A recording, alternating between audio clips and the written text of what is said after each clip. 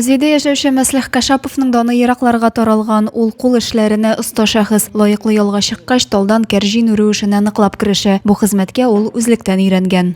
Пенсия чыккач инде вакыт күп булды.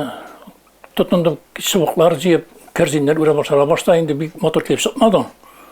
Арасын тора инде еллар үткән саен устара бардым. Тол чыбыкларын Мәслих Кашапов Карамалыга барып җыя. Бер кәрҗин үрү өчен генә дә якынча 100-гә якын чимал кирәк икән. Эшкә керешкәнче чыбыкларны алдан 1-2 сәгать суда кайната. Кыш көне яраткан шөгылен читкә куеп тора, чөнки таллыкка йөреп булмый ди. Ул арада үзе ясаган курайын кулына ала. Моңлы көй чыгаручы курайларны исә чаңгы таякларыннан әзерли. Алар арасында татар, башкорт курайлары да бар.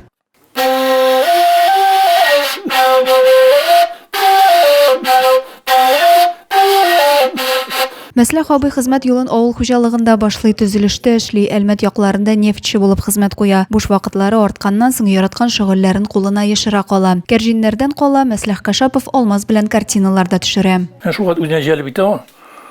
Вот гел ясас кип тора инде төнге сәгать 2-3 торып та ясый башласаң шуңа хәтләргә тон. Аны ясау да җиңел. Ул нигә монда аны белгән клейләр бар, шу клейгә булай торып кына барасы куеп кына. Рәсемнәр төшереп үзен размерда. Мәслих абый кышкы ямансу кичләрдә әнисеннән истәлек булып калган тальян гармонын ала. Музыка коралында уйнарга да аңардан өйрәнә.